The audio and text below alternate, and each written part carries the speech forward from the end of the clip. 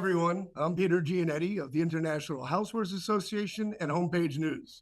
And welcome to the latest installment of the IHA webinar series, a tariff update from Washington, D.C. Tariffs, no doubt, are in everyone's minds in the home and housewares business. And yes, they've caused a lot of uncertainty for IHA member companies and retailers and their business plans. IHA will continue to monitor the tariff situation and advise members when feasible as details from the current administration's policies are announced and implemented. It's also important to note the IHA is a member of the Americans for Free Trade Coalition and will assess additional coalitions that might benefit its members in the future. In today's webinar, Craig Brightup and Rafe Morrissey of the IHA's Washington, D.C. Government Affairs Office will provide updates and insights on several tariff developments affecting this industry. Craig and Rafe will also examine a proposal to raise port entry fees on Chinese and Chinese-made vessels. We'll also hear from customs executives Taylor Cloud and Will Mock of freight logistics services provider TQL Global. The TQL executives will discuss their view of the newly imposed tariffs on U.S. imports and affected sectors, illustrating the impact with real-life examples. We'll leave some time for Q&A at the end of today's session. Use the Q&A function at the bottom of the Zoom window to submit questions. And a reminder, today's webinar is intended to be an informative look at tariffs and their impact. It is not intended to be strategic or legal advice. With that, I'm pleased to turn things over to Craig Brightup and Rafe Morrissey to get us started. Craig and Rafe, please begin by telling our audience a little bit about your role with IHA Government Affairs. Thank you very much, Peter. Appreciate the introduction. My name is Craig Brightup. My partner is Rafe Morrissey, and we have represented the International Housewares Association in Washington, D.C. for some 6 years now. And I don't think you need us to tell you that the housewares industry is subject to a lot of different laws, rules, and regulations. Over the years, I think we've covered the waterfront.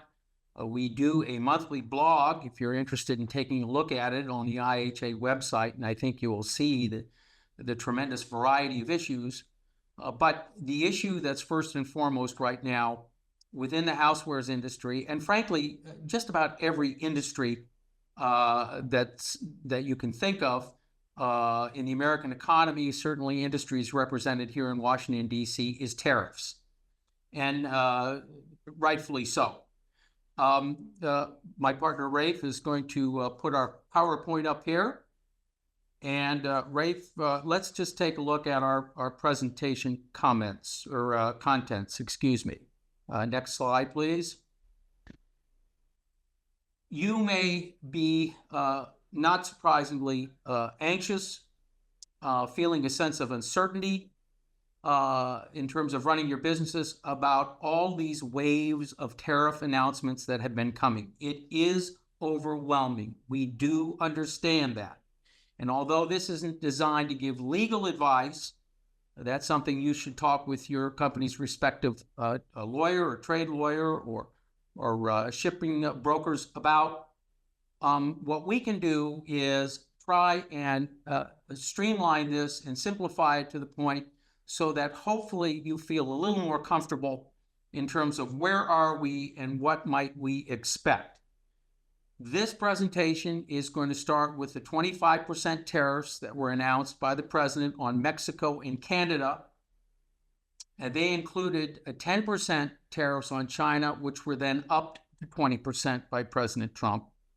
We're going to talk a bit about de minimis shipments.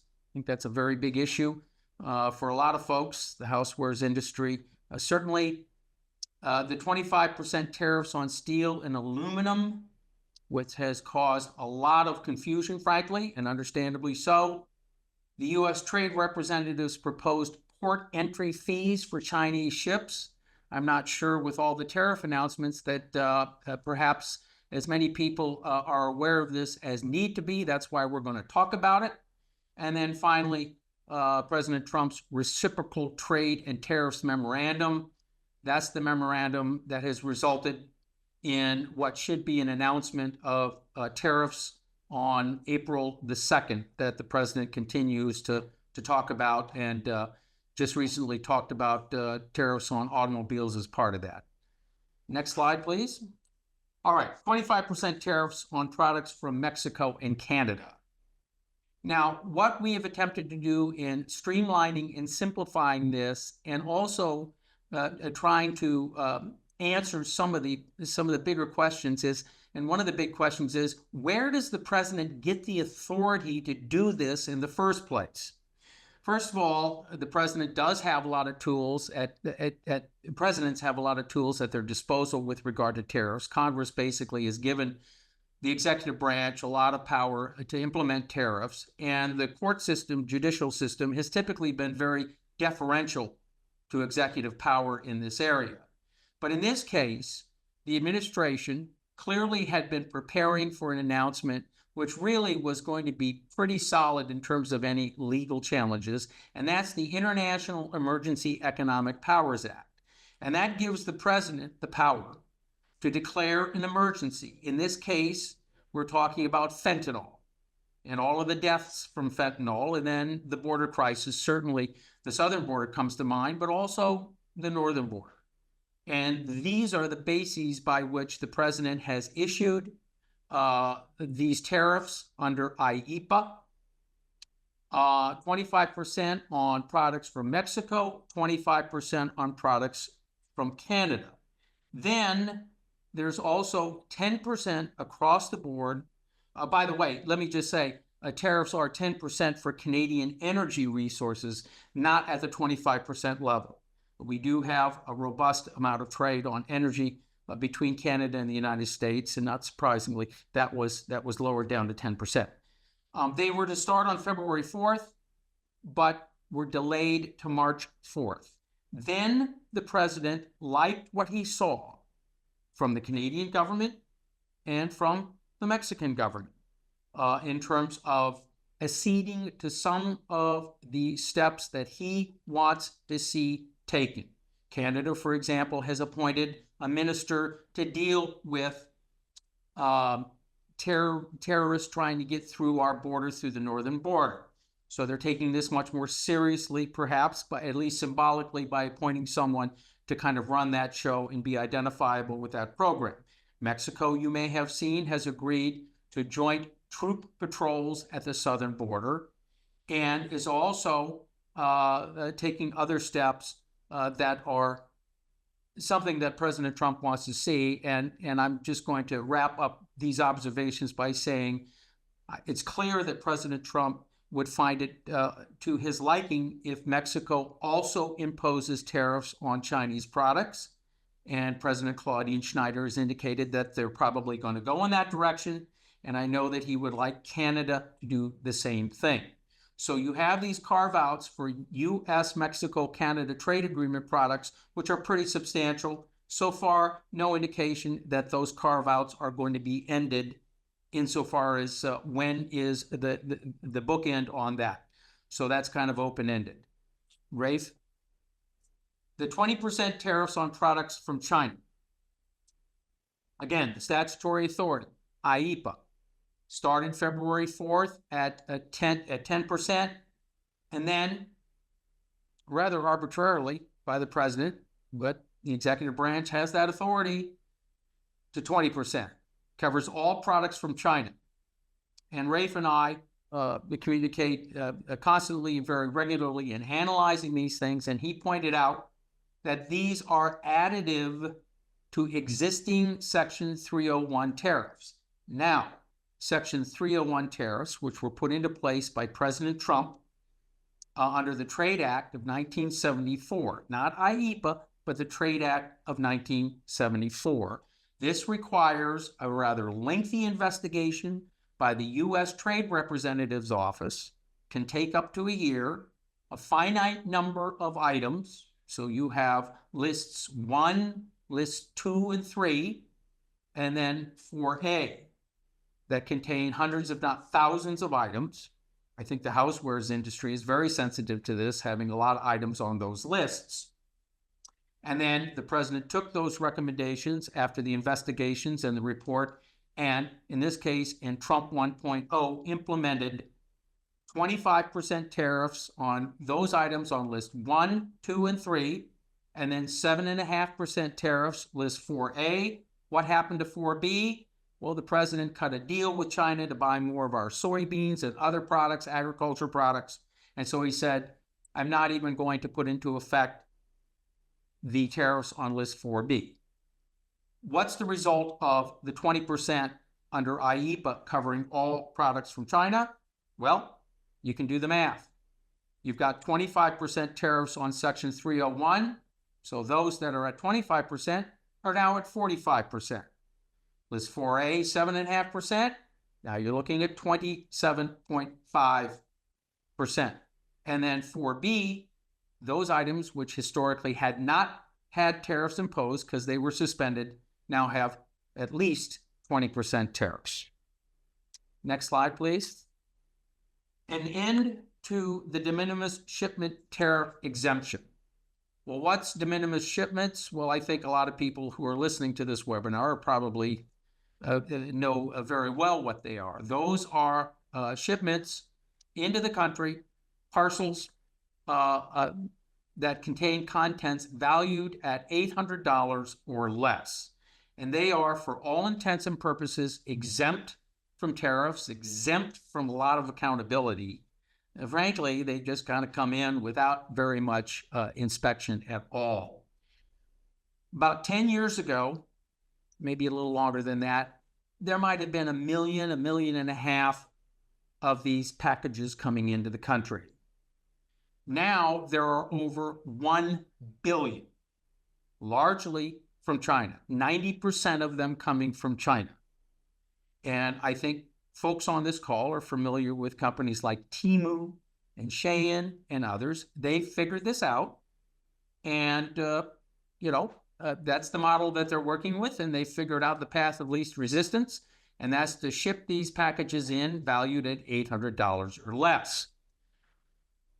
The president's order that invoked 25% tariffs on Mexico, 25% tariffs on Canada, and then the 10, now 20% on China, also ordered an end to the tariff exemption for de minimis shipments. But again, as I told you, the volume is astonishing, over 1 billion of these packages. So the United States Parcel Service and Customs and Border Patrol said to the White House, we'll do it, but we simply don't have the mechanisms and the personnel in place to deal with such a large volume coming in terms of weeding them out, assigning tariffs, developing more accountability in terms of where these packages are going, who's receiving them, who is legally responsible. So they issued a statement saying we need time to, quote, implement an efficient collection mechanism for the new China tariffs to ensure the least disruption to package delivery. They're still working on it. That doesn't mean that the president has decided to pull a U-turn on this. He intends for this to go through, but I think you can understand, and this is why these things can take a while to put into place. USPS and Customs and Border Patrol don't have the mechanisms now. They're working on it, nor the personnel. One final comment on de minimis and the de minimis shipment exemption. There are a lot of different items, not just Temu and Shein, all different kinds of items that come in, and there is no doubt drugs that come in. There are counterfeit items that don't come close to meeting the safety standards imposed by the Consumer Product Safety Commission and other private sector standards here in the United States. Congress, there's strong bipartisan support in Congress. Congress is interested in doing something about this as well. President Biden, the last year he was in office, issued an executive order requiring Customs and Border Patrol to engage in rulemakings, to start to develop more accountability, more metric, more enumeration and numbering systems so that these packages could be traced more thoroughly throughout the supply chain, figuring out who is paying for them, receiving them, where they're going, who is legally accountable for paying the tariffs, who's legally accountable in terms of the viability of these and whether they are up to United States standards. That rulemaking, to my knowledge, hasn't been stopped. It may be part of the overall regulatory freeze, but that is something that when President Biden proposed that, it was very well received by Republicans in Congress, particularly the chairman of the House Ways and Means Committee, which has jurisdiction, who said, yes, we do want to work with you, Biden administration, and with Democrats who agreed, and we want to do something. So there's more that's going to be happening on this. Next slide. The 25% tariffs on steel and aluminum. The statutory authority for this is Section 232 of the Trade Expansion Act of 1962. And you'll note on this slide, it is used essentially, the basis is national security. And the president, under this Section 232, it is very similar, only it is the Department of Commerce that is the agency that handles this end of things. The U.S. Trade Representative does investigations under Section 301 of the 74 Trade Act. The Department of Commerce does similar investigations under Section 232 of the Trade Expansion Act of 1962. The duration of those investigations typically is about the same length. It can take 9 months or up to a year. The president already had steel tariffs to work with where investigations had taken place. These tariffs started on March 12th.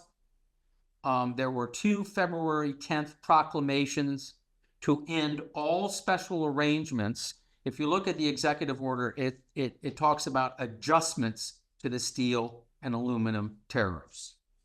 And those adjustments, basically, it was kind of like taking an eraser to the blackboard and just wiping out all of the special arrangements that had been made with a variety of different countries based on other trade factors, and maybe giving them a break here or there in terms of the tonnage of steel products that could come in. All that's been wiped out.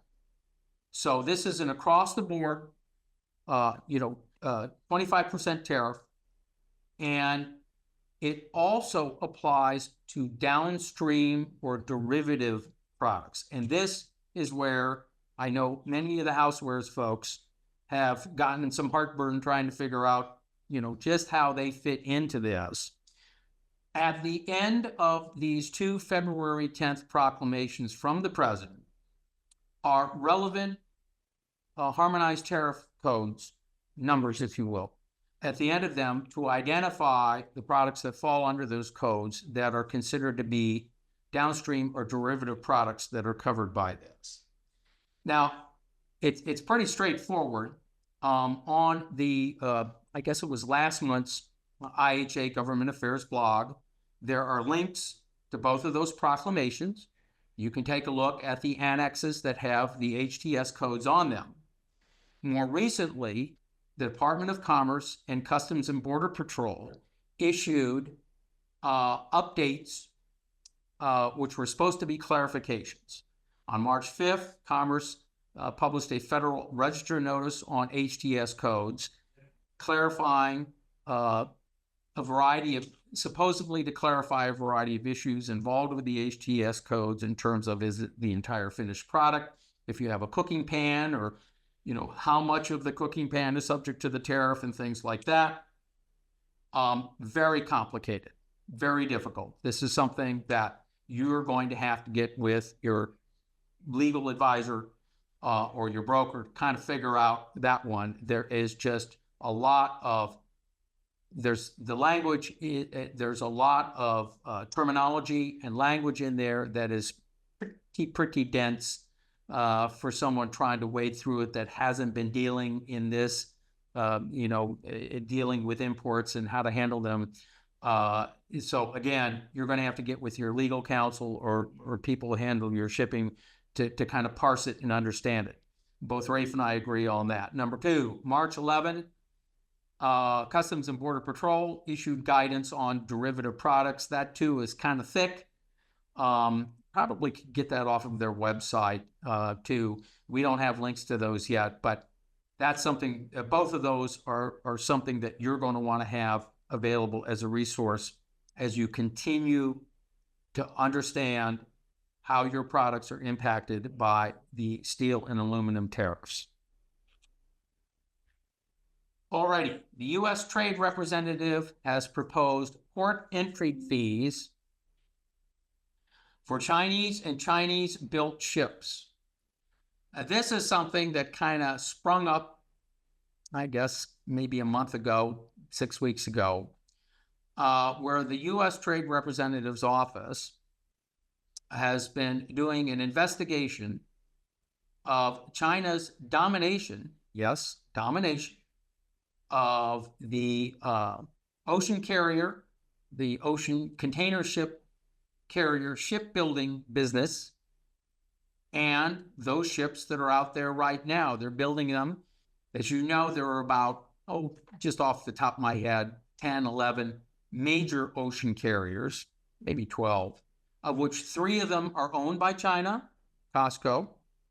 And then China right now is in such a dominant position that it is estimated that some 98% of these ships, the ones bought by Maersk and other ocean carriers, were in fact made in China. The U.S. Trade Representative is proposing to address these practices, this domination, global domination, in the maritime, logistics, and shipbuilding sectors by imposing port entry fees up to $1.5 million on Chinese vessels, and on Chinese-built vessels. Container ships, as you may well know, those of you who are more well-versed in supply chain and the import business, container ships typically call on 3 to 4 U.S. ports per trip. So if you're adding, and someone said, well, is it just 1.5 million just the first time you come over? No, it's for each time you go into a port. So you're looking at multiplying that, you're getting up to 3.5 million and more. What is the practical implication for this? The World Shipping Council did a one-pager on this, and they figured at the very least this would add $800 per container. I think that's a modest amount.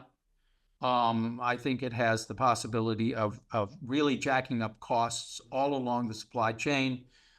There was someone from a smaller ocean carrier business on CNBC just yesterday indicating that his company could go out of business as a result of this, and that certain ports, he felt that the Port of Oakland would probably not be utilized because this would cause all kinds of changed behavior in terms of the protocols by which these ships come over and try to limit the number of times that they dock to keep the cost down. But there's also the issue of the larger ocean carriers having an economy of scale to absorb some of this, thus driving out some of the smaller ocean carriers out of business. So this is a very, very serious proposal. I think most people recognize that the U.S. shipbuilding industry is something that it would be good to revive it. But this is so dramatic. It also would restrict shipments of U.S. exports to U.S. flagged, U.S. built vessels. I don't know how many people in the audience are familiar with the Jones Act, but the Jones Act is a law that was put in a number of decades ago, and it was to try and help the ocean carrying segment of our marine, and also from a job standpoint, make sure and preserve jobs, union jobs. And it restricts shipments going from one state to another on a ship. It has to be on an American flagged vessel. Well, as a practical matter, this is being sued. There's a lawsuit right now. The Pacific Legal Foundation is taking a case from a maker of Kailua, I think it's Kailua, in Hawaii. And the point is, we are part of these 50 United States, but we're separated by an ocean, but we have to use a U.S. flag carrier, which is many, many more times expensive. There's not very many of them. They have a monopoly on the business in terms of the Jones Act, covered by the Jones Act, when we could be using a foreign flagged ocean carrier at a much lower rate. So going from Hawaii to Los Angeles, from one state in the United States to another, is prohibitively expensive, and it makes it impossible for us to compete with Kahlua makers from other parts of the world. So the Jones Act is something that is very controversial, and quite frankly is the cause of a lot of concern in terms of limiting our viability. And now this wants to require all exports to use U.S. flag, U.S. built vessels. This is not unlike the requirement imposed on the U.S. Postal Service and Customs Border Patrol to suddenly start monitoring 8 billion packages. We're just not ready yet for it. I think that's the simplest way to put it. We don't have the capacity for it. Hearings were held, U.S. Trade Representative, a couple of days ago, March 24th. IHA, International Housewares Association, and the International Housewares Shippers Association, very much involved in this, chipped in along with 33 other national organizations to pay for a very detailed, very well done, very sophisticated study on the economic impacts of this on just about every sector of the economy, and have submitted that as anchor comments for all 34 of our groups. A very, very good study. And then in addition to that, the National Retail Federation helped coordinate a letter of which IHA is on that. Of course, some 300 organizations sent in the form of comments to the U.S. Trade Representative saying, this is not a good idea. We understand what you're trying to do, but doing it this way is going to cause dislocation to the point of being disastrous for the economy. To be continued. And finally, reciprocal trade and tariffs memorandum. Among all of the different executive orders and proclamations the president has issued, he issues them every day. One issued February 13th was to all relevant cabinet secretaries. And it said, in essence, I want you to prepare a report for me by April 1st on the steps necessary for tariff reciprocity, covering more than 200 countries. And this is what all the news is about with regard to an announcement that's going to be made on April the 2nd in terms of the first round of these reciprocal tariffs. You may have seen the administration has signaled that they're going to pare them back a bit, and that has been pretty well received. There's been some talk about limiting them to the dirty 15 countries, China, Mexico, Vietnam, Ireland, Germany, Taiwan, Japan, South Korea, Canada again, India, Thailand, Italy, Switzerland, and Malaysia. This is all speculative, but perhaps it's being leaked out by the White House to prepare the press for this. And I believe, frankly, a primary target is going to be the European Union. I can't help but believe that that's not really one of the main targets of these reciprocal tariffs.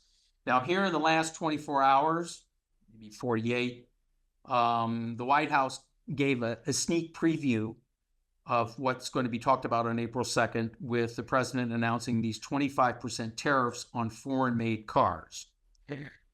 They're still trying to figure out how to deal with the parts for the cars.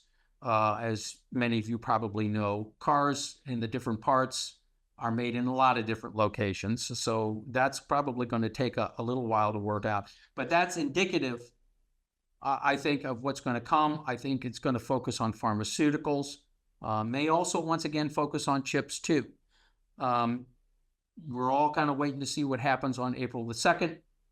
And we will be here at IHA, Rafe and I, and others, monitoring very closely as soon as we get it, doing an analysis so that we can make sure and help IHA members do their jobs and be successful in their business as best as they can. And that's it. I'm going to turn it back over to Peter. Thank you very much. Thank you, Craig and Rafe, for putting together a very detailed presentation that I hope is giving our attendees a bit more clarity on what's going on. Just a reminder, I am seeing the questions that are coming in. We will get to as many as we can as time allows when we're done with today's presentations. With that, I would like to welcome Taylor Cloud and Will Mock. Taylor and Will, tell us a bit about TQL Global before getting into your presentation. Yeah, thanks, Peter. So first things first, TQL Global is the freight forwarding, customs brokerage, and NVOCC arm of TQL, which was established back in 1997, and we're currently the second largest 3PL in North America. So just a brief background on the company there.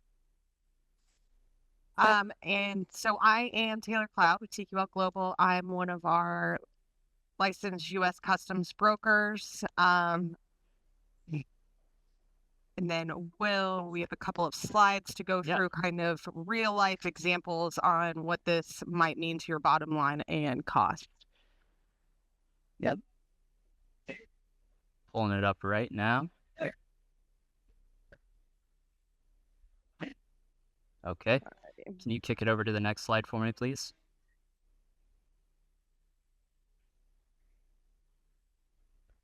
All right. Okay. So first thing we wanted to look at here was cookware made of iron or steel that was of the Chinese origin. So on the left side, you can see what the current tariffs would look like prior to February 4th. So you can see there is a Section 301 tariff of 7.5% plus the general duty rate of 2.7. Now cut to current day, you can see that this has increased quite a bit. So not only do we have the additional 20% tariff from China, Hong Kong origin, we also have the steel derivative Section 232 tariff adding another 25%. So pretty drastic change over a short period of time that may be impacting all of you right now. Okay, and the next products that we wanted to look at here is coffee tea makers that are auto drip. So again, prior to February 4th, you only saw the Section 301 7.5% tariff and the 3.7% general duty rate. Cut to now, they've increased it 20%. So again, another substantial change that is impacting all of us. And yep, Taylor. So we also added a toaster on here for a few reasons for you guys to see.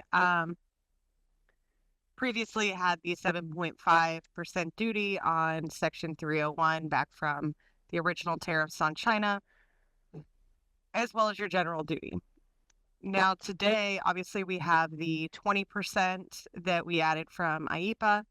However, it no longer has the 7.5%. So there have been some kind of gives and takes on that original Section 301 to the new 20%. So that's something to watch as well. Not all of the goods are going to be kind of hit twice on those duties. The other thing to note, actually, I want to go back to this just for a second. What we've seen on our side is a little bit of confusion because there's so many new tariffs coming out. So this is a good example of kind of compounded duties. So when you say you have steel or aluminum goods and they're from China, you're looking at the original Section 301 duties plus the new 20% plus the steel and aluminum tariffs. So they're going to add together and you're going to see it's a pretty significant increase. You know, on this one is about 45% overall. All of these examples are going to be out of $100,000. So on this particular shipment, it was a swing of $45,000 on duties. These kind of documents you're looking at, these are what we call entry summaries or 7501s. So you guys should be seeing these on shipments that are being cleared. This is what's produced when the clearance is put through. So you can kind of look at your bottom line, where those duties and taxes are coming from. We highly recommend taking a look at those, taking a deep dive, make sure they're consistent, make sure you're seeing the duties that you're expecting. If you're not, ask questions, make yourself, aware of what those changes might be. So it's kind of what we have as far as examples on real life situations. Peter, if you want to. Yeah, before we turn the whole Q&A over and invite Craig and Rafe back in, I've got a question for you, Taylor and Will. What is the thing that is surprising your customers the most when it comes to the duties, the tariffs, and how do you mitigate that surprise? What's the best way to do that? I would say probably the compounding, right? So something that you were seeing 7.5%, and now you're seeing, is it 45 plus 52.5%? I think for any business that a jump of that caliber is there's sticker shock. Right. Yeah, and I guess to avoid, I guess the shock of everything, we try to quote our customers up front before the shipment even leaves, if possible, just to give them some insight and just make sure it's something that, one, they can afford at that time, and two, it's something they actually want to proceed with to ensure they're still profitable at the end of the day. Great. Let's bring Craig and Rafe back in. We have a number of questions, and we'll do our best to get to all of them, or most of them, that is. I'm just going to kind of ask them in the order that they come in. It's a little easier for us to do that. And just raise your hand if you think, if you're in a position that to best answer the question. The first question we have is, for Canada, is the additional tariff only on made in USA products? If a shipment is made in China products from USA to Canada, will there be a 25% plus tariff on that? I can hop in on that one. So ultimately the tariffs go down to country of manufacture. So regardless of whether it transships through the US, it is still a good made in China and will have the China tariffs. Got it. Again, this is one on aluminum and steel. Will it be applied to all origins or countries, i.e. Thailand, Vietnam, South Africa? And I'm presuming the answer to that right now is yes, but someone want to confirm that? Yeah, so that is correct. It applies to all countries of origin unless the steel or aluminum was melted, poured, smelted, cast in the U.S. and then shipped overseas for further processing. Got it. This is a question I actually had before the question was asked. When it comes to derivative products, this example is a cast iron cookware has a small steel knob on it, which represents about 5% of the overall value of their product. Does that fall under the tariff? I think the question is more, how is the tariff against that overall product figured? Is it are percentages being factored? Does it affect the whole product? Anyone want to take a stab at that one? Craig, you look like you wanted to. Gosh, this question, you notice how quickly all of us jumped to answer this question. And that's because it's a little confusing. I'm going to answer, and Rafe, of course, please jump in at any time, and anybody on this panel, that every time I brought this up and talked about this with different people who are in the know, they have said it applies to the finished product, which implies the entire product, as opposed to being prorated to just that portion of the product that is steel covered by the tariff, or that portion of the product that is aluminum.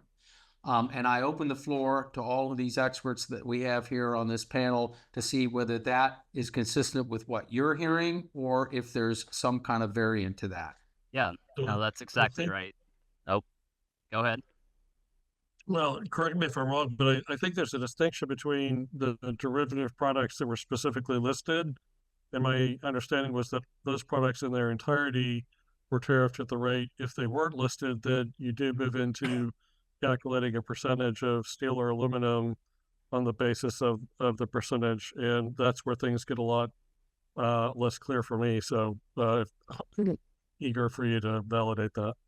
Yeah, so on the Federal Register posting of the updated Section 232 tariffs, there's one for steel and one for aluminum separately there. That was published on March 5th, I believe. Yes. They have a list of all the HTS codes, both standard steel and aluminum products and their derivatives listed out there.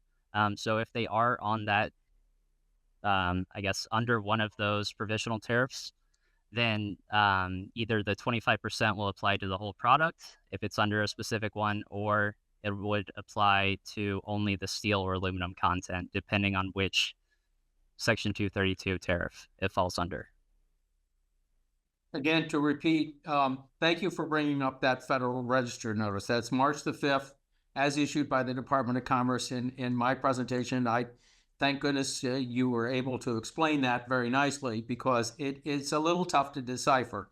But thanks for doing that. Again, that's something that we don't have linked yet on the IHA website, but it's something that people out there do need to have.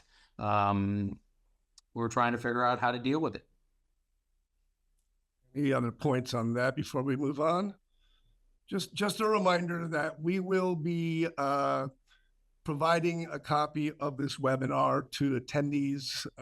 Give us a few days to kind of pull that together. And I noticed that there's an active chat going on while we also have the Q&A. I'm just going to let that chat go. If you think you're asking a question in that chat, please drop it into the Q&A, because that's what I'll be using to get to today's questions. And also note that if we don't get to several of these questions in the next 15 minutes, we're going to be reviewing these questions, and these are things that could be answered in future correspondence, whether it's a blog in the IHA, we may do follow-up webinars. We're going to do our best at the IHA to keep this industry up to date, answer as many questions as we're able to answer within the realm of what we do here. So thanks again for all of this. So some just quick ones that are probably just quick yes and no's. The 25% tariff on steel and aluminum, that is additive to the 20% tariff on China. And I won't answer that, but I believe just a quick yes on that for everyone. Okay. When, Craig, Rafe, when is the decision expected about the port entry fees? I'll go ahead and at least give the first brief response. I don't know whether there is a date certain by which U.S. Trade Representative's office is compelled to issue a rule. It's open-ended, and mercifully so. I mean, these hearings, I mean, they've had a tremendous outpouring of people, not the least of which the people we've been working with on the study and other things, going in and trying to make it clear how devastating this could be if it were to be put into effect with a short time horizon. So the answer is, so far, no date certain that I'm aware of, and that's a good thing. And I have a question that I think is important, because there's people are always wondering who pays what in a fee, whether it's a tariff and a fee. The port entry fees are paid directly by the carrier, the point of origin. Who's paying these fees right now? This is if and when it happens. Taylor and William might have a little bit better handle on this, but I believe that there already are much more modest port entry fees being paid, just based on our work on the Ocean Shipping Reform Act. The ocean carriers are picking up the cost of this, and that's why, in the end, if you're getting up to $1.5 million, or perhaps in the cumulative total $3 million, $3.5 million, well, they're going to mitigate that cost by, upping the cost for containers, upping the cost for shipments. Taylor, Will, anything to add to that? Yeah, it's kind of hard to tell right now until anything actually gets put into place. But if I had to guess, I would assume that it's whoever is listed as the consignee on the master bill of lading with the steamship lines, or if it comes out in the form of a tax, like a harbor maintenance fee, then I would expect that to be on the importer of record. Got it. There's a couple questions on clarification of what's included on the Section 301 tariffs. One asks, it was mentioned that Section 301 was eliminated on some items as a result of the new IEEPA tariffs. Where do we find which items are no longer subject to 301? That's similar to another question that says, is there an updated list of the 301? I can hop on that. So I'm not sure, necessarily how familiar everyone is with the HTS code website. And you look at any given HTS code on that website, next to the general duty rate is a really small number that you can click on. It's going to take you to additional chapter 99 or 99 HTS codes. And that's going to clarify which codes have that. We also have a list that we can send that to you, Peter, if it's something you guys want to put out there, of what is no longer covered on Section 301. Yeah, Craig, what have you done to keep? Have we posted anything with those updates at this point? That was very informative from Taylor. Very helpful for you to advise everybody of that. And quite frankly, when you mentioned and you showed your example that one of them that had been subject to the 7.5%, that by the way is list 4A, that in that particular case the 7.5% had been swapped out for the 20%. I found that of great interest. I'm not ashamed to say that I was under the opinion that the 20% was cumulative across the board. And I find it interesting that some of the 301s may be being swapped out. So that is very interesting to know. Be interesting to know the methodology by which they're making these determinations. I don't mean to throw this hot potato back at you, Taylor or William, but have you found that many instances where that's been the case, or is this a relatively narrow group of items? I wouldn't say it's widespread. I don't know, even want to put a percent on it, less than 10. Okay. Yeah. Interesting though, that some of those are popping up. All the more reason to have that info on the HTS website. There are probably a number of people on the call that have looked at it before, but if from time to time there are changes like that, good to know about it. Thank you. Important discussion there. There's several questions about the impact or the potential tariff impact on the use of Venezuelan oil. I'll just pick one here. It sort of probably helps answer the others. Is there an update if countries like China will have an additional 25% because they use Venezuela oil starting on April 3rd?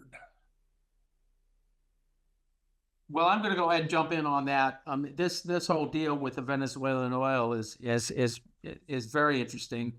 Starting April 3rd, as a form of punishment for Venezuela's unwillingness to accept deported migrants. Also, I think anybody who follows the news knows that President Maduro is not the most lovable person in the world down there.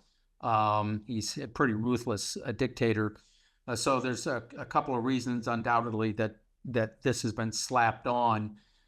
They had an election down there, and most countries recognize the opposition candidate as the winner, but he's in hiding somewhere.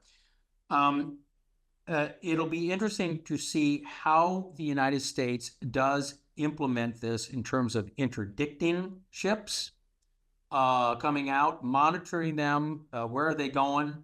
What are they doing? But if China is buying its oil from Venezuela, then that would be additive to just the overhead cost. Right now, China, in terms of buying oil from foreign countries, is buying about 90% of Iran's oil output. And there are going to be other sanctions and things like that put on that as well. I think that's already been sanctioned. And I think that, and I'm going to be speculative here, people are always saying, what are the real reasons why President Trump is doing this? Well, I think we all know there are a variety of reasons that he uses tariffs for a number of reasons. Energy is a very major component of his calculus in these tariffs. And just recently, I think people may have seen in the news that Japan, Taiwan, and Korea have come to the United States here in the last week and a half and said, we want to begin and jumpstart talks about building a natural gas pipeline from the North Slope of Alaska down to the Gulf of Alaska, and then a giant terminal, and then probably turning it into liquefied natural gas. And then we're going to buy it and we're going to ship it over to Asia and we're going to sell it. But we're going to buy it from you. We're going to build the pipeline. And that has been followed up already by a meeting of Korea's finance minister with the governor of Alaska.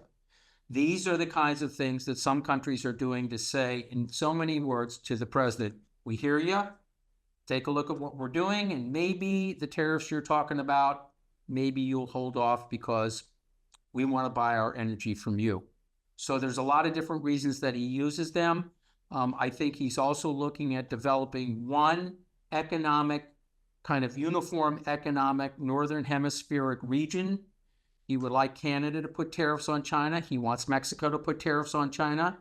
And he wants to kind of form one unified trade bloc if at all possible. So there's a lot going on there.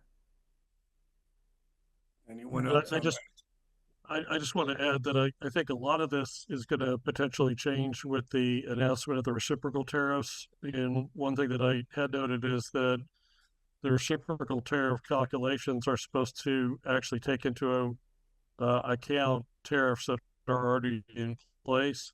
So hopefully that will bring a little more clarity, although with 200 countries at play, there'll be a lot to digest and implement, but at least you won't be hopefully dealing with multiple layers of tariffs, be it 301, the IEEPA tariffs, et cetera, that will be a rate calculated based on the reciprocal status and all the tariffs currently in place.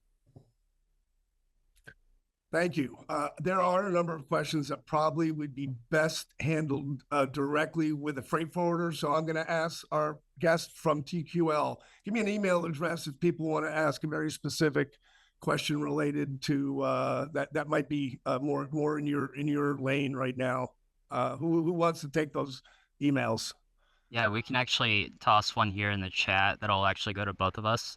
That way, just keep it simple for everyone. I'll just throw a couple of those questions into the equation. This is very tactical, but it's an interesting question. If the first 10% went into effect February 4th, and the second 10% went into effect March 4th, and the shipment left China on February 28th, is the importer of record responsible for 10%, 20%? What's the answer there? Yeah, so I was going to say, go ahead. I've gone over this a few times today because that timeline is crucial. CBP released an official timeline, and you have to meet all of the parameters within it. That meaning it had to be on its last leg of transport to the U.S. before February 1, and it had to have been cleared by March 7th. So the window's closed now. If that was still in transit on March 4th, you could have wouldn't have seen those duties. But it's funny how these are the types of detailed questions that aren't clear to everyone right now. Well, which one's going to LA first? I don't know. Yeah. So there are some other questions. One of our guests is asking about examples that TQL might be able to provide on imports from the EU. So I would recommend that. I know you may not have some of those ready for us right now, but that's a question I would direct to our guests, our presenters from TQL. Lots of questions about derivative products here and percentages. I think you did your best, Craig, to sort of at least open the conversation on that. I know there's not a lot of clarity there, and it's just something I think if you have some more specific questions, we'll keep an eye on those, and maybe we can try to answer those as we get a little bit more information on that. Someone asked, cast iron cookware is not affected, right? I think with the question mark, so iron is not affected. I'm not sure if that's true or not. Anyone? It is covered in some of them. That one specifically, if you guys want to send us an email, or even maybe with your HTS codes, we can pull that for you and see what's covered, what's not. Got it. De minimis shipments. A question here. Is there an idea of how much longer packages can ship tariff-free based on the limited resources to monitor those packages? I guess the question is, do we have an expected time when all this is going to be kind of official, or in some form? I've heard that the process of putting those systems in place could take as long as a year. So, and that was at the beginning of the year when that estimate was made. So I don't think there's anything likely to be imminent. Maybe by the end of the year or early fall at the earliest. Okay, I keep going here.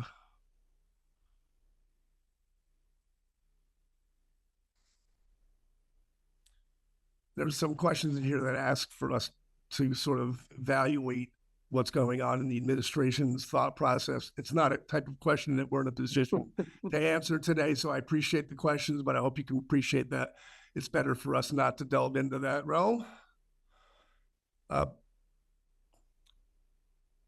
Back to de minimis. This just is a question because it's going to take a long time for this to implement, and Rafe, you kind of gave us some sense of that timing. How can people in this industry track the progress of where things stand with de minimis? You know, I don't know that there's any specific tracker. I participate in a weekly call series with leadership at the Postal Service. We are partnering with CBP to put this in place. We're asking for updates every week. So my hope would be that as we get greater sets, we can report that back through the blogs or through IHA to advise members. But there's not like a status bar or anything like that, unfortunately, with this. And so as soon as we get any insider timeline, we'll relay that. And I do go back to what we've been talking about from the beginning. We understand this is a very fluid situation and things are changing on a daily basis.